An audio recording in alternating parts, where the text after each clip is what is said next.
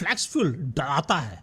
E20 के decision ने हमें हैरान किया है और अब नौबत यह है कि E85 बेचना भी शुरू कर दिया है। अब सब डर गए और नतीजा यह हुआ कि सवालों की बौछार हुई जैसे ही मैंने पोस्ट डाला कि क्या आपको डर है, क्या आपका सवाल है।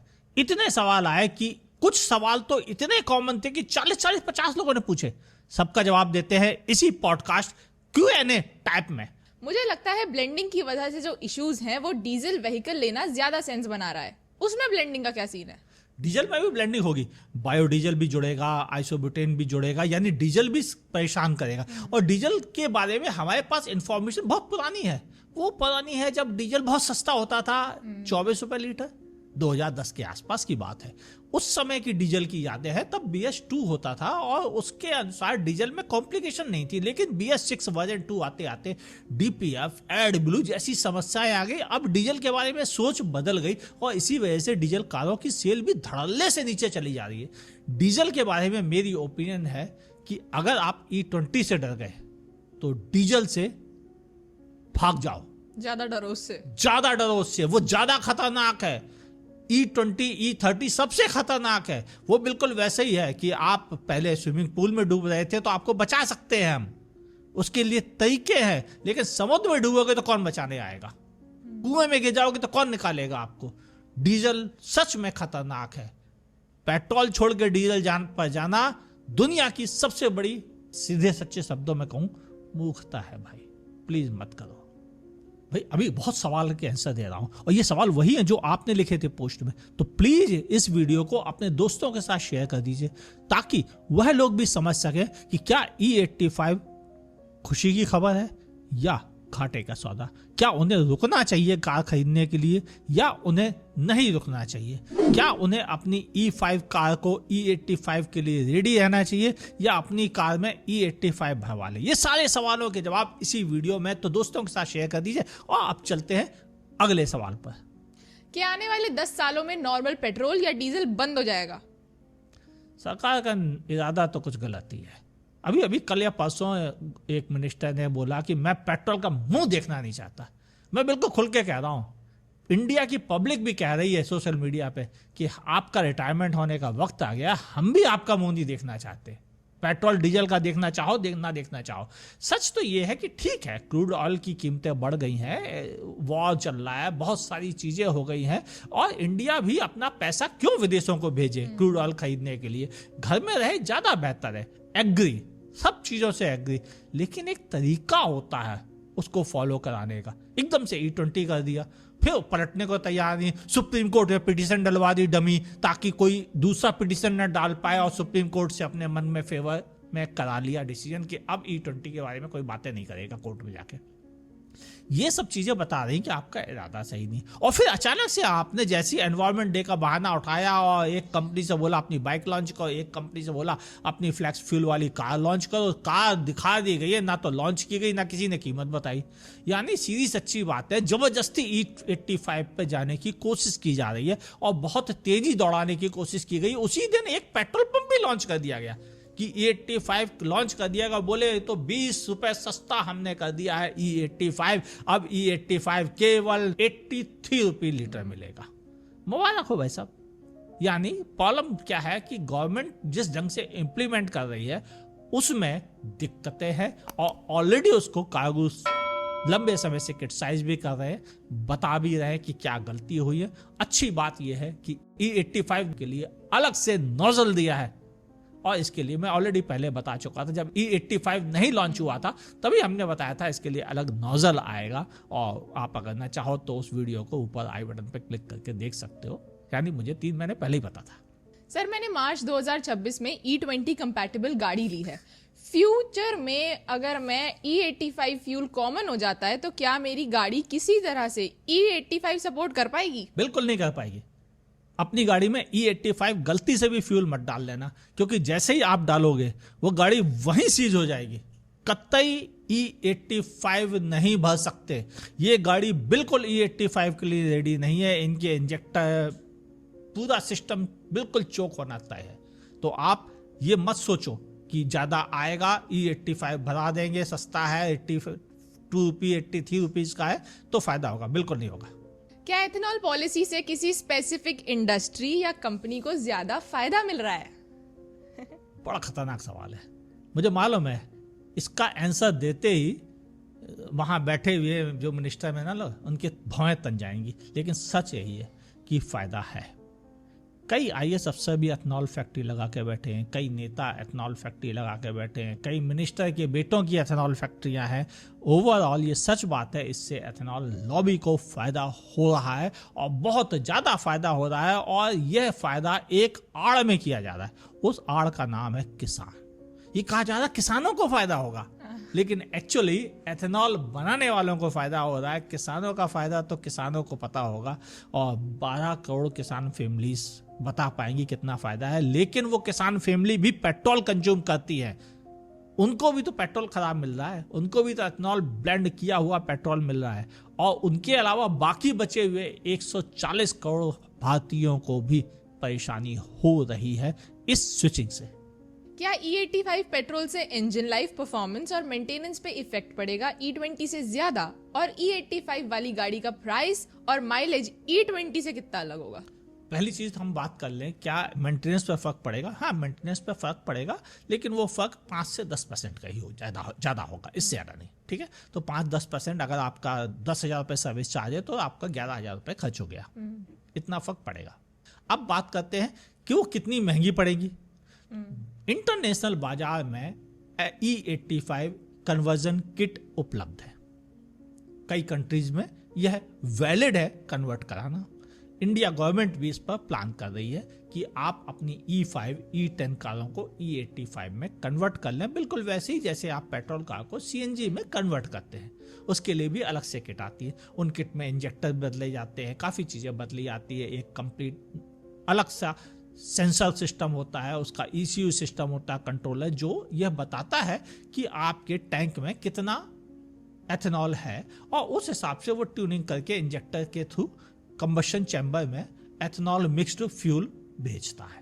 तो एक्चुअली क्या बात है कि जब आप E85 कार खरीदते हैं, जो कि इंटरनेशनल बाजार में एथेनॉल किट की कीमत लगभग 35,000 रुपये से शुरू होकर 55,000 की जाती है, बिल्कुल वैसे जैसे CNG की किट इंटरनेशनल बाजार में 35,000 से लेकर 45,000 रुपये के आसपास है। हम लगवाते भी हैं, मगर जब कंपनीज उनको लगाती हैं तो 1 लाख रुपए लेती हैं एक्स्ट्रा।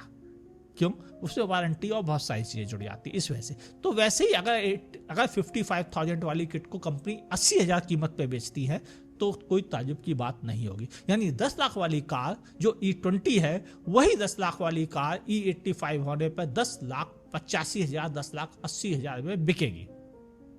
और जो कीमत बढ़ जाएगी तो इंश्योरेंस कॉस्ट भी बढ़ जाएगा, रजिस्ट्रेशन चार्ज भी बढ़ जाएगा, तो ओवरऑल आपको एक्स्ट्रा पैसे देने पड़ेंगे। और इस अमाउंट को याद कर लीजिए, अगर आप खुद कन्वर्ट कराते हैं तो 35 से 55,000 रुपये कम से कम लगेगा, और अगर आप कंपनी से E85 लेते हैं तो ये मानिए ऑन रोड कंडीशन में 90,000 रुपये आपको ज़्यादा देने पड़ेंगे। यानी E85 महंगा सौदा है। और इंजन और परफॉर्मेंस पे क्या फर्क पड़ेगा? हाँ, ये सही है, फ्यूल एफिशिएंसी घट जाती है। गवर्नमेंट ने खुद ही कह दिया, जिस दिन उन्होंने E85 लॉन्च किया, वो पेट्रोलियम मिनिस्टर सरदार जी हरदीप सिंह पुरी, उन्होंने खुलकर बोला कि भाई साहब E85 से 20% एवरेज कम मिलेगा। पहली बार एक ऐसी बात कही उन्होंने जिसमें मैं भी सहमत हूं, सारे एक्सपर्ट सहमत है कि 20% एवरेज कम मिलेगा E20 से, और वो बात उन्होंने पहली बार सच बोला कि हाँ 20% कम मिलेगा। यानी सीधी सच्ची बात कहूं तो आप कैलकुलेट कर लो, मैं कैलकुलेटर के लिए एक चार्ट लगा देता हूं स्क्रीन पर, कि अगर आप E20 कार खरीदते हैं, उसमें E20 फ्यूल भराते हैं, और E20 फ्यूल की इस समय दिल्ली में कीमत 103 रुपये है, वह आपको अगर 20 का एवरेज देती है, एक एग्जाम्पल के तौर पे 20 का एवरेज देती है, तो आपको पर किलोमीटर कॉस्ट पड़ी 5 रुपये 15 पैसा। वहीं अगर आपने 85 E85 वाली कार खरीदी और उसमें E85 फ्यूल भराया तो उसकी कीमत है 83 रुपये लीटर। अब वह गाड़ी आपको एवरेज देगी केवल 16 का, 20% कम। 20% कम, बिल्कुल सही है, उन्होंने भी सही कहा, मेरा भी सही आइडिया। अब क्या होगा, पर किलोमीटर कॉस्ट हो गई 5 रुपये 18 पैसा, बढ़ गई, यानी 3 पैसे ज्यादा आपको देने पड़ेंगे E85 फ्यूल के लिए पर किलोमीटर। वहीं अगर आपने E100 वाली खरीद ली, उसका तो सत्यानाशी है, क्योंकि इस समय E100 फ्यूल जो मिल रहा है बाजार में, उसकी कीमत दिल्ली में है 93 रुपये लीटर। अब वह पड़ेगा आपको, और एवरेज देगा 15 का, यानी वो पड़ी 6 रुपए 20 पैसे पर किलोमीटर। यानी E85 से आपको और ज्यादा खर्चा आपकी जेब पर पड़ेगा, यानी E20 थोड़ा सा गला काट रहा था, E85 ज्यादा गला काटेगा। और E100 तो पूरा काट देगा मतलब। E100 की प्राइसिंग शायद हो सकता है बाद में मतलब बैलेंस की जाए, लेकिन अभी फिलहाल गलत प्राइसिंग है, और वैसे गलत तो E85 और E20 की भी है। तो फिर आपके हिसाब से क्या प्राइसिंग होनी चाहिए? अगर हमें फायदे का सौदा हो तो क्या होनी चाहिए? देखो, E85 को अगर गवर्नमेंट सच में बेचने में इंटरेस्टेड है और वो चाहती है कि पब्लिक E85 पे स्विच करे, तो उसे उसकी कीमत 70 रुपए लीटर से कम करनी चाहिए, तब वह पर किलोमीटर कॉस्ट कम कर पाएगी, क्योंकि उसने 80,000 रुपए की किट भी तो लगवा रखी है। उसके भी तो 80,000 रुपए कब वसूल पाएगा वो आदमी, जब वो 2 लाख किलोमीटर चलेगा। 2 लाख किलोमीटर चलने में 20 साल लग जाएंगे इंडियन को तो, क्योंकि हम चलते ही कितना है। कई लोग हमारे कमेंट करते हैं, भाई साहब मैं पिछले साल 5,300 किलोमीटर चला हूं। अब वो बेचारा 20 साल में भी नहीं कर पाएगा वह। और ऐसा बहुत घर, सभी घरों के आगे गाड़ियां खड़ी है, लेकिन चलती कहाँ है? चलती गिने चुने लोग हैं। भारत में लगभग 10 से 16% लोग चलते हैं गाड़ी से, बाकी लोगों की गाड़ियां 13 किलोमीटर से कम चलती है पर डे।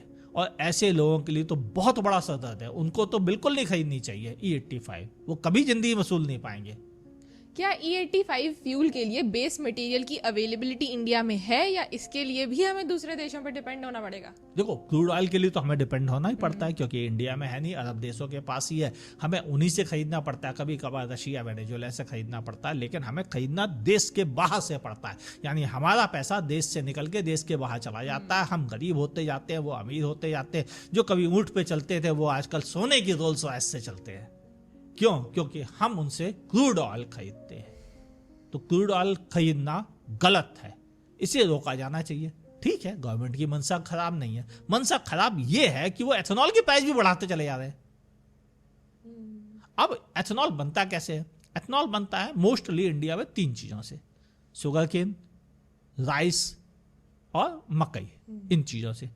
इंडिया में MSP की वजह से किसान ज्यादा चीजें उगा रहे हैं, वो जो ज्यादा MSP वाली है, जैसे कि राइस और गेहूं। नतीजा NFC के गोदामों में 8-8, 10-10 साल पुराना राइस और गेहूं पड़ा सड़ रहा है, लिटरली सड़ रहा है कि उसकी बदबू कई किलोमीटर दूर तक जा रही है।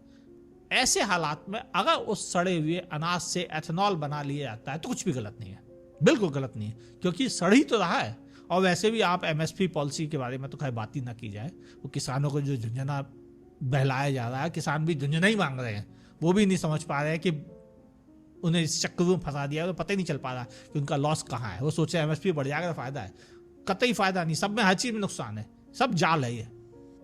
गवर्नमेंट E10, E20 और E85 जैसे मल्टीपल फ्यूल ऑप्शंस अलग अलग डिस्पेंसरीज में कस्टमर को क्यों नहीं दे देती?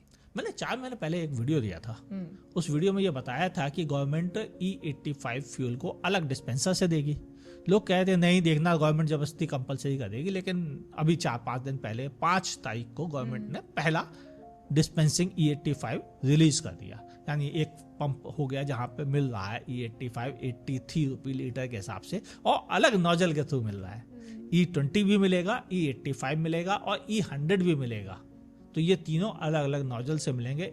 सर, बड़ी मुश्किल से मैंने अपनी पहली गाड़ी लेने का प्लान बना रहा था, और वो भी 7 सीटर, लेकिन E30, E85 और फ्लेक्सफ्यूल की इतनी बातें सुन सुनकर मैं इतना कंफ्यूज्ड हो गया हूँ। मेरा बजट मैक्सिमम 15 लाख का है। क्या मुझे अभी गाड़ी लेनी चाहिए या कुछ टाइम वेट करना चाहिए? और अगर अभी लेनी चाहिए तो इस बजट में कौन सी 7 सीटर सबसे ज्यादा सेंसिबल चॉइस होगी?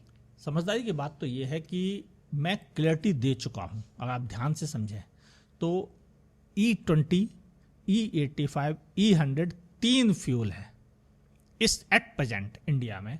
और मैं एट प्रेजेंट की बात कर रहा हूँ, भविष्य की नहीं। नेताओं का दिमाग का क्या भरोसा, वो कब क्या कर बैठे। लेकिन अभी 3 फ्यूल है और तीनों अलग अलग डिस्पेंसर से मिल रहे हैं। तो आप E20 कार खरीद सकते हैं। E85 में घाटा है, जो आपको कैलकुलेशन में हमने स्लाइड दिखाकर बता दिया कि पर किलोमीटर कितना घाटा है। आज की डेट में ये आगे घाटा बढ़ेगा, क्योंकि E85 की भी कीमतें दिन दूनी स्पीड से बढ़ेंगी ही बढ़ेंगी, क्योंकि उससे उन लोगों को फायदा है जो एथेनॉल लॉबी चला रहे हैं, जो एथेनॉल की फैक्ट्रियां लगाए, वो खुद मंत्रियों के बेटे बेटियां और नेताओं के बच्चे और नेता खुद और इसके अलावा आईएएस अफसर और एमएलए सब लगा के बैठे हैं। तो सारा फायदा वहीं जाना है, तो उसकी कीमतें तो बढ़ाएं, जितनी बढ़ाएंगे उतना फायदा होगा। किसी समय कहा गया था 15 रुपए लीटर, आज हो गया 80 रुपए लीटर। तो आप समझ लो कि वहां पे खेल है। लेकिन ये बात बिल्कुल सही है कि आप डरो मत, E20 कार लो। क्यों लो, उसका रीजन बताता हूं। मैंने ऑलमोस्ट सभी कंपनीज के हेड से बात करता हूं, वैसे ही उन कंपनीज के टेक्निकल हेड से भी बात करता हूं, जिन्हें हम इंजीनियरिंग हेड कहते हैं कंपनीज के, या उन्हें हम प्रोडक्ट डेवलपमेंट टीम के हेड होते हैं, उनसे बात करता हूं, जो परचेजिंग करते हैं मटेरियल्स की। तो गवर्नमेंट ने नॉर्म्स बनाने की जिम्मेदारी दे रखी है ARAI को, वही जो एवरेज बताता है आपको, हाँ वही नियम बनाता है। उसके बताए हुए नियम के अनुसार अगर आप कोई कार बनाते हैं तो उस पर आपको E20 लिखना पड़ेगा कि आपकी कार E20 रेडी है। E30 नहीं लिख सकते, E21 नहीं लिख सकते, एक नॉर्म है, तो वो E20 लिखा आता है। लेकिन सभी लोगों का कहना है कि हम जिस मटेरियल से वो पार्ट्स बनाते हैं जिनसे कि कार E20 रेडी है, वो material already E50, E45, E35 ready है।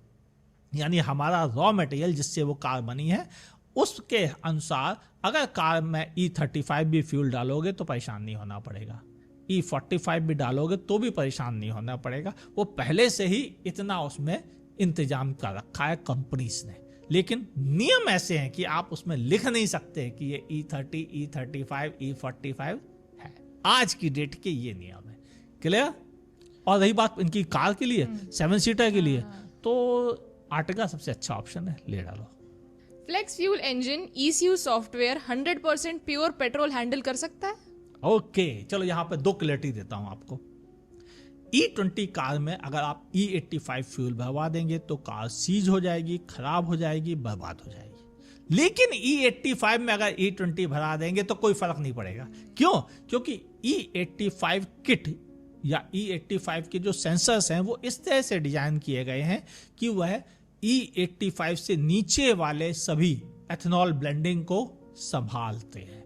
उसमें ऐसा ECU सॉफ्टवेयर सेटअप के साथ लगा हुआ है जो सेंसर्स के थ्रू पता करता है कितने % एथेनॉल मौजूद है, उस हिसाब से इंजेक्टर को मैसेज देता है, कंबशन चैम्बर को इंफॉर्मेशन देता है, उसी हिसाब से एयर इनटेक की जाती है कंबशन चैम्बर में और कार चलती रहती है। तो E85 रेडी कार अगर आपके पास है तो उसमें आप चाहे E20 डलाओ, E30 डलाओ, E40 डलाओ या E85 डलाओ, कोई दिक्कत नहीं है। और एक बात और भी बता दूं, कंफ्यूजन एक और बड़ा दूर कर दे रहा हूं जो कोई बात नहीं कर रहा, वो ये, अगर आपकी कार में पहले से 10 लीटर E20 या आपने E85 भर लिया तो क्या होगा, तब भी कोई दिक्कत नहीं होगी। वो सेंसर चेक कर लेगा कि 33% बचा है कि 34% बचा है, उस हिसाब से ही मैसेज आगे फॉरवर्ड करेगा।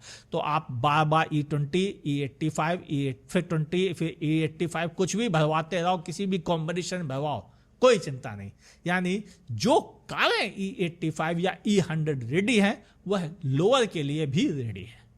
सर अगर मैं अगले 10 साल के लिए गाड़ी लेना चाहता हूं और मेरी रनिंग भी ज्यादा नहीं है तो पेट्रोल गाड़ी बेहतर रहेगी या CNG? मैं फ्यूल कॉस्ट से ज्यादा लॉन्ग टर्म रिलायबिलिटी और ओवरऑल इंजन हेल्थ को इंपॉर्टेंस देता हूं। और अगर फ्यूचर में गवर्नमेंट ने E20 या E30 उस पे ब्लेंडिंग मैंडेटरी कर दी तो पेट्रोल इंजन और उसके कंपोनेंट्स पर CNG के कंपैरिजन में कितना असर पड़ेगा?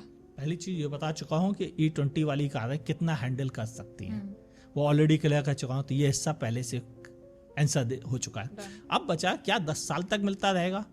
भाई साहब ये बात कोई ज्योतिष बता सकता है या भगवान बता सकता है, मैं तो नहीं बता सकता। गवर्नमेंट के दिमाग में कब नोटबंदी की तरह रात भर में जगे और सुबह बंद हो जाए, कुछ नहीं कह सकता। तो इसलिए ये बात कहना नामुमकिन है कि कब तक मिलेगा E20। ये एथेनॉल प्रोडक्शन में जो वाटर वेस्टेज हो रहा है उसकी तो कोई बात ही नहीं कर रहा। गलत। जब हम बात कर रहे थे तो आप उस वीडियो को देख ही नहीं रहे थे। मैंने 2022 में एक वीडियो दिया था फ्लेक्स फ्यूल पर, सारी प्रॉब्लम बताई थी, अनाज के साथ क्या होगा, क्या पानी के साथ होगा, सब बताया था, और कारों के साथ क्या होगा सब बताया था। लेकिन 2022 में आपको तो नाम ही नहीं सुना था आपने एथेनॉल का। आपने फ्लेक्स फ्यूल का, आपको सारा दिव्य ज्ञान ये 2025 में आया है, ये कमेंट करने वाले व्यक्ति के लिए जो दूसरों पर लांछन लगा रहा है कि पहले कोई नहीं बता रहा। लेकिन सच बात तो ये, जो हमने बताया था तो आपने वो वीडियो देखा नहीं, क्योंकि आपको लगा नहीं रिलेवेंट कि हमारे किस काम का, हटाओ यार दूसरा देखेंगे, वो कटरीना का गाना आ रहा है। तो कायगुरु ने हर वीडियो बहुत सोच समझ के बनाए हैं। आप उसको रिलेवेंट नहीं मान रहे हो, वो आपकी गलती है। कायगुरु ने तभी बनाया जब उनको लगा था कि भविष्य में ये समस्याएं आएंगी, तो पहले से पब्लिक को बता दो। आप जाके उस वीडियो को अभी भी देख सकते हो। आखिरी सवाल ये है कि क्या फ्यूचर में E30 या E85 जैसे फ्यूल्स के लिए पुरानी गाड़ियों को अपग्रेड करना पड़ेगा, या फिर प्रैक्टिकल सोल्यूशन ये है कि कन्वर्जन किट लगाएं, या हर बार कस्टमर को एक नई गाड़ी लेनी पड़ेगी? नई गाड़ी लेने की जरूरत नहीं है। पूरी दुनिया में कन्वर्जन किट आती है। मैंने आपको बताया है कि लगभग 35,000 से लेकर 55,000 रुपये उसकी ओरिजिनल प्राइस है। बाजार में जहां तक मेरा ख्याल है 55 से 60,000 रुपये के बीच में, 65,000 के बीच में कन्वर्जन किट गवर्नमेंट अप्रूव्ड कर देगी, क्योंकि जिस तरह से वो E85 पे स्विच होना चाहते हैं वो अप्रूवल देना उनकी मजबूरी होगी। ARAI सर्टिफाइड किट आने लग जाएंगी भविष्य में, जिनसे कि आप अपनी E5, E10 रेडी कारों को E85 बना सकते हैं, या E20 कार को भी E85 बना सकते हैं। हालांकि E20 को E85 बनाने में घाटा क्या होगा वो मैं आपको पहले ही बता चुका हूँ अपने चार्ट में, जिसमें बता चुका हूँ कि कितना पर किलोमीटर कॉस्ट बढ़ रही है E85 से, इसलिए उनको तो बिल्कुल नहीं करना चाहिए। लेकिन जिनकी गाड़ियाँ E5, E10 वाली हैं वो करा सकते हैं, ताकि कम से कम उनकी गाड़ियों में ये लिबर्टी रहे कि वो E20 फ्यूल डालें या E30 फ्यूल डालें तो उनको दिक्कत ना आए। तो मतलब मोरल ऑफ द स्टोरी ये है कि अगर आपके पास E5 और E10 वाली गाड़ी है तो वो तो कुछ सालों में स्क्रैप कर दीजिए चुपचाप।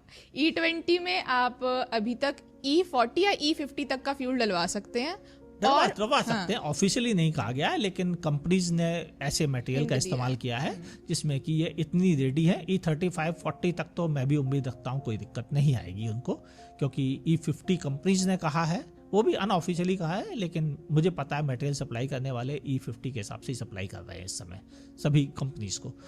कैसा लगा ये वीडियो कमेंट सेक्शन में बताना। अगर आप हमें फेसबुक पे देख रहे हैं तो हमारे पेज को लाइक करें, फॉलो करना ना भूलें। यूट्यूब पर देख रहे हैं तो लाइक, कमेंट, शेयर और सब्सक्राइब करने के साथ साथ बगल में दी हुई नोटिफिकेशन बेल भी जरूर से दबा दीजिएगा, और देखते रहें आस्क कार गुरु।